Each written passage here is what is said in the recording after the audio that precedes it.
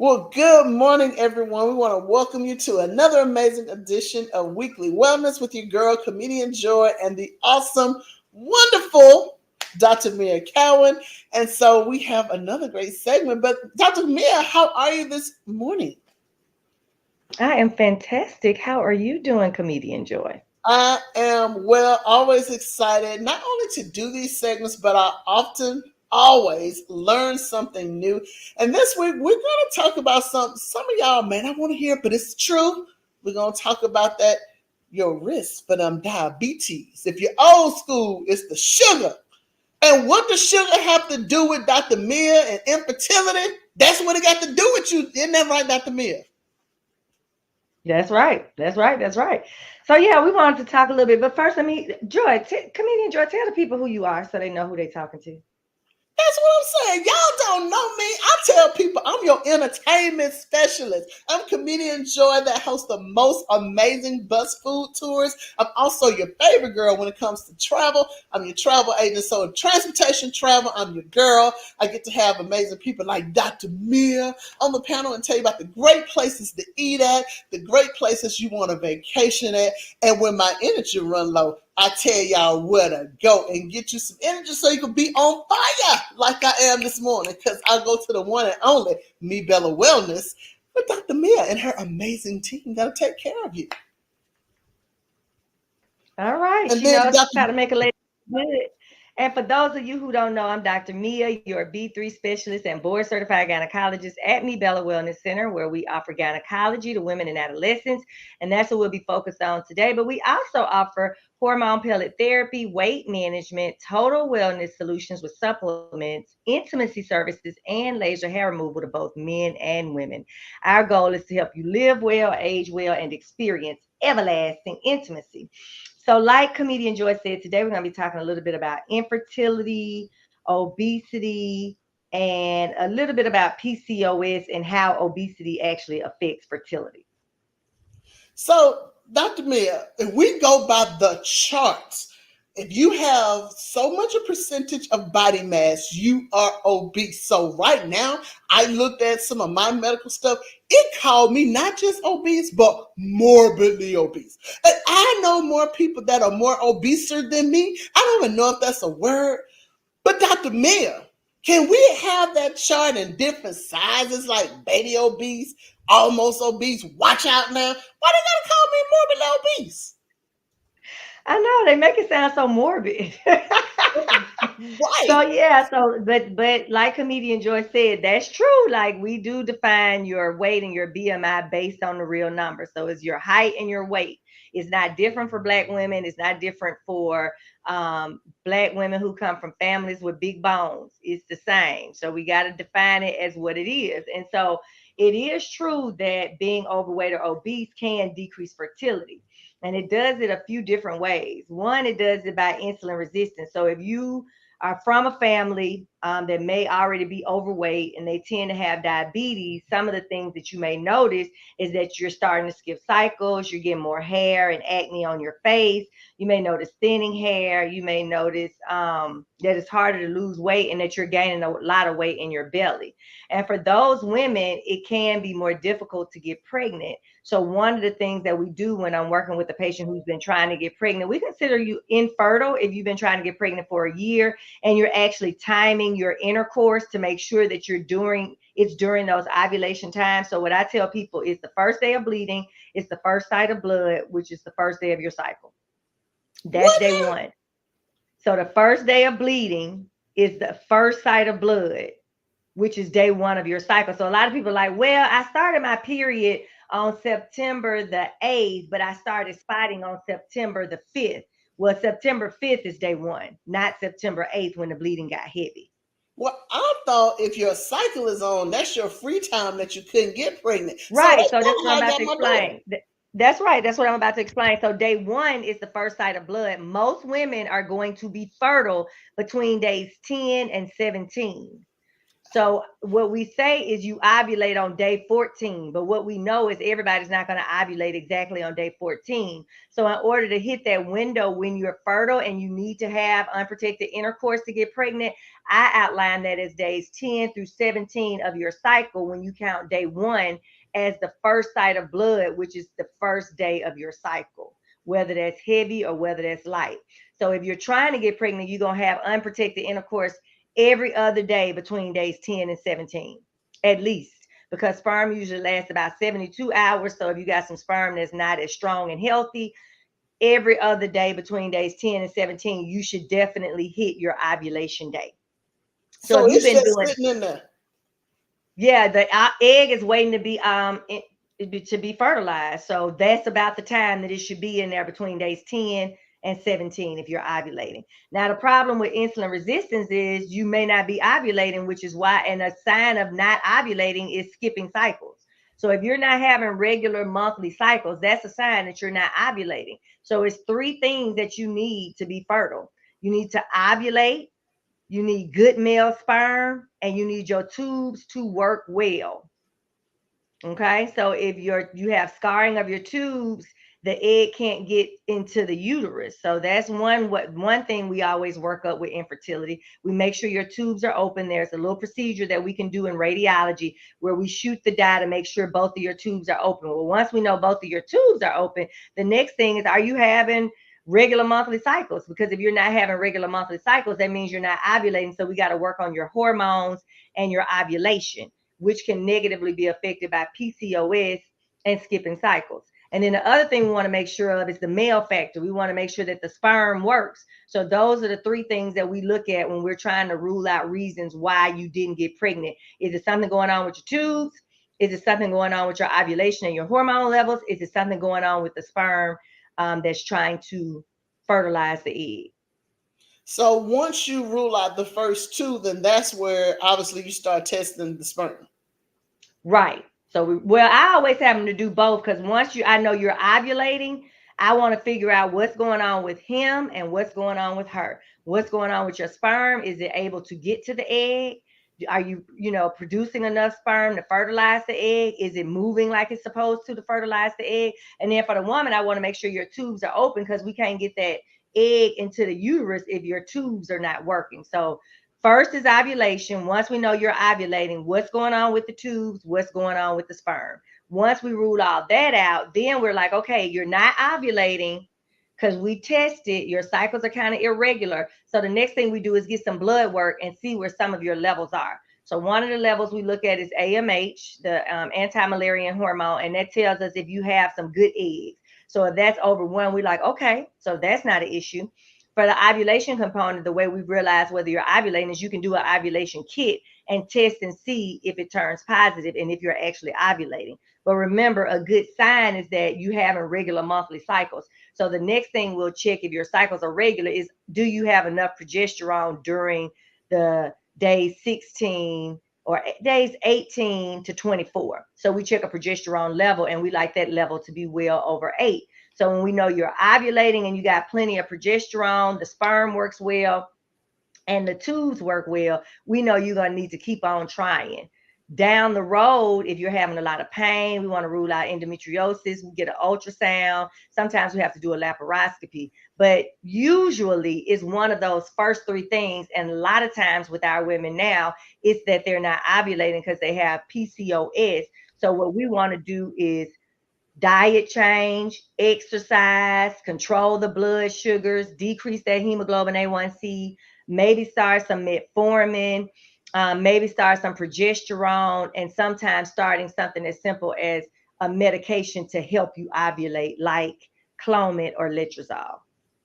So when it comes to diet, because the number one thing that most of us think about for diabetics is sugar. So if someone is trying to get pregnant and may have that issue, is it to eliminate all the sugars and I guess high carbs?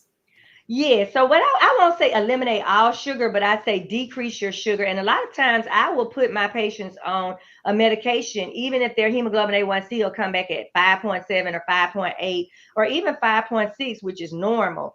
So normal is 5.6 or less. We don't call, we consider you normal, no diabetes, no pre-diabetes.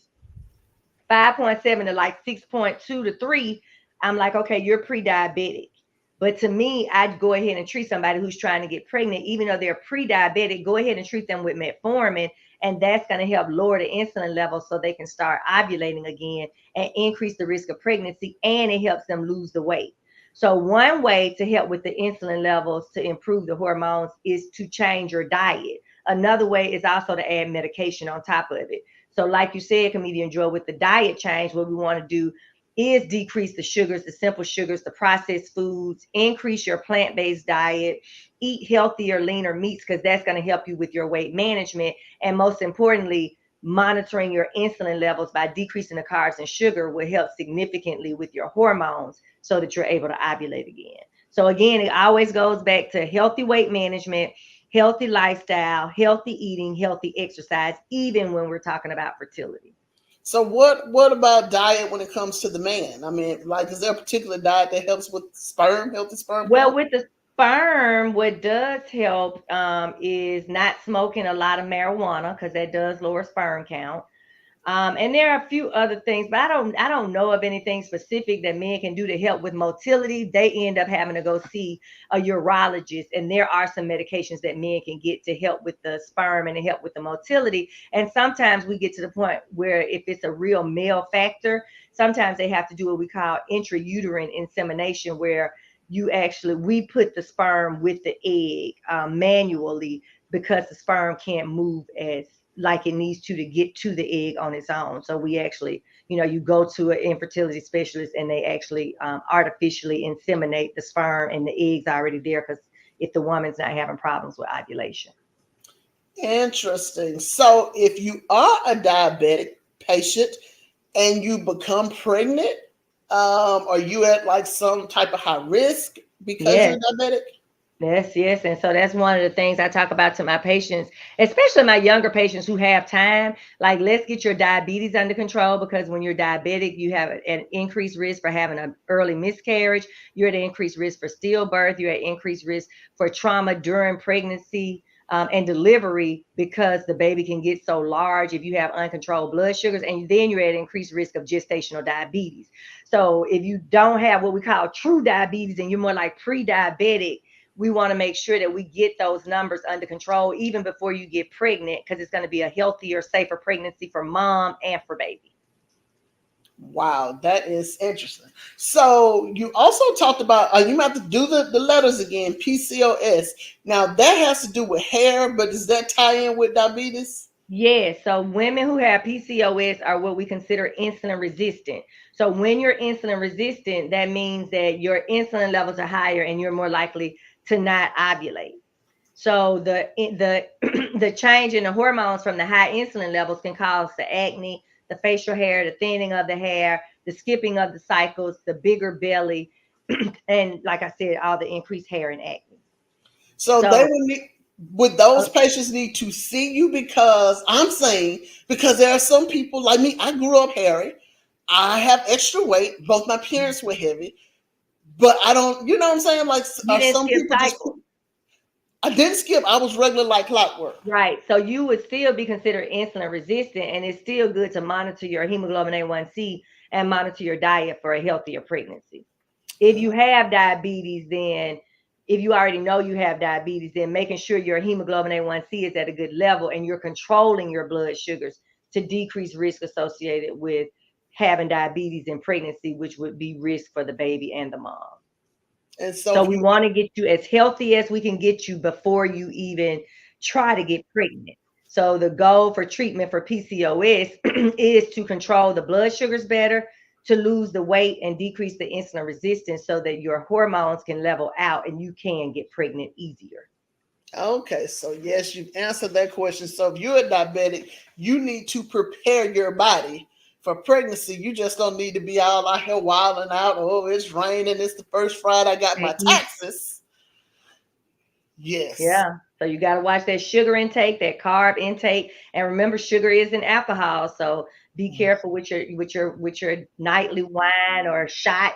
That also affects your blood sugar level. So basically, comedian Joy, what we basically explain to everybody is that fertility is complicated.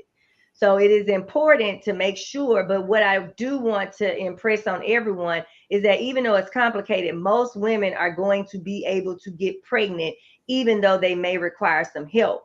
And if you have been trying to get pregnant for over a year and you're actually having time intercourse, especially if your cycles are not regular, you want to go ahead and discuss these things with your gynecologist so you can start getting the proper workup, and we can help you to be as healthy as you possibly can and help you to get pregnant in a healthy state so that you can reach your goal of having a baby. But it's complicated. It's not as simple as doing one or two things.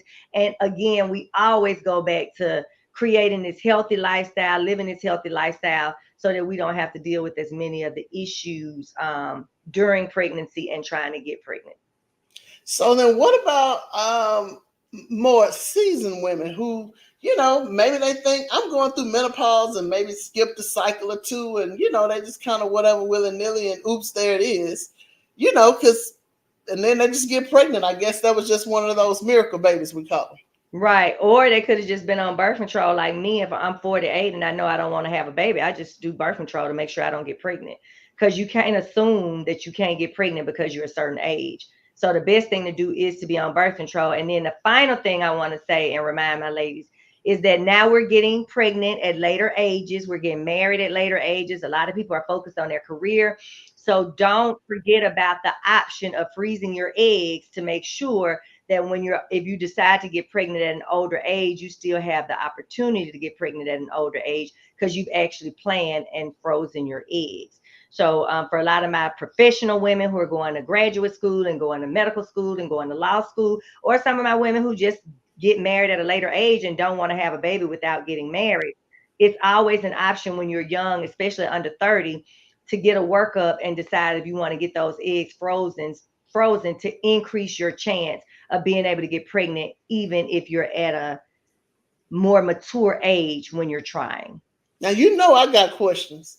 Freezing these eggs, how does this work? How do we know that when they throw them out, they gonna be my eggs and not Shanquisha's eggs? How long can they be frozen? They put them in the ice tray. Talk to me, Dr. Right. Mia. So it's a whole process that I can't give you as much information on the specifics of the process, but basically what happens is they're going to give you medication so you can ovulate a lot, and then they're going to go in an office procedure and they're going to retrieve those eggs, and then they're going to store them in a safe environment so that they can be frozen and unfrozen when you're ready to try to get pregnant.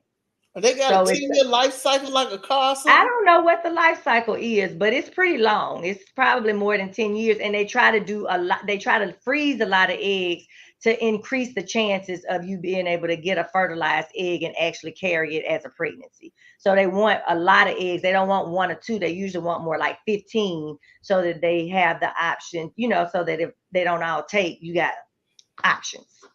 Interesting. But Wow. just, I think the important thing for that conversation is just to remember that that is an option. So if you know you may not get married early, you're getting close to 30, you don't have a prospect, you want to do some other things, and you're probably not going to want to have a baby for a long time. Don't forget about the option of freezing your eggs.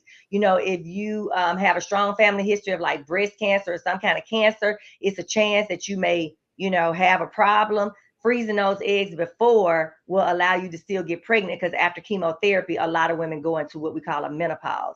So just leaving those options open for fertility based on life circumstances, whether that's age, whether that's you getting married later in life, whether that's you having something that affects your eggs in the future. Freezing eggs would be a good option for a lot of women, and I don't want them to forget about that. And I discuss it a lot with my younger women. Well, I got one question, and this is real. What about when you do have them babies and they get on your nerves? Can you freeze the kids? I'm just saying. Shut up for me. Some people probably wish they could.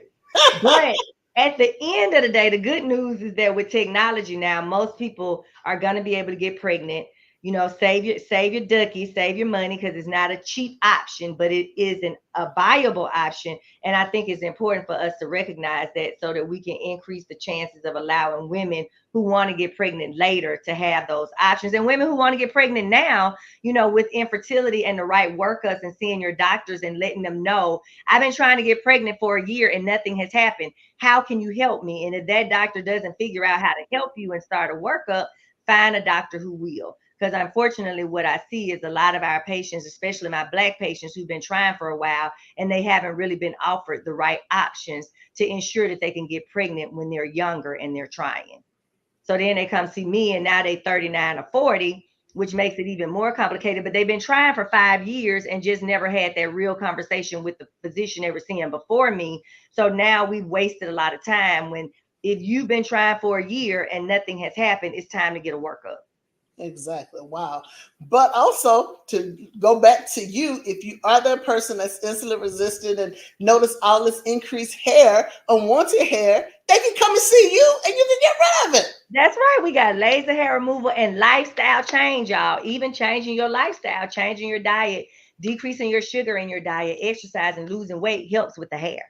So we can do laser hair removal, but to prevent it from growing as quickly, we can make some major lifestyle changes through our weight management program and through our total wellness services so that you can lose the weight, keep it off, and decrease the growth of hair and decrease your chance of ever getting full blown diabetes, which obviously can negatively affect your life chronically. Exactly. So you always are offering some type of webinar. Do you have any that's upcoming with weight or with the hair removal? What do you have coming up? Girl, thank you. That's a great question. So, I just did a wonderful webinar. It was just, if I must say so myself, it was very informative. We talked about contraception, fibroids, abnormal bleeding, and menopause. I just did that this past Tuesday. So, we do have a replay. So, if you're interested in the replay, let us know. We can give you the information for the replay. And then, upcoming March 19th, I'll be doing a masterclass on endometriosis and healthy sexual function as we continue to age. So you definitely don't want to miss that. Those are free master classes that we do for our community to make sure that we are educating the community so that you can live well, age well, and experience everlasting intimacy. And finally, on tomorrow, Joseph and I will be, I mean, on Sunday, yeah, tomorrow, we'll be doing ageless intimacy with Dr. Mia and Joseph. So we'll be talking about some interesting conversations on there as well for you to get even more information about healthy living. So, y'all, we appreciate y'all coming on. Comedian Joy, can you do me the pleasure of introducing, I mean, reminding people what you got going on so that they know how to follow you and get on your stuff?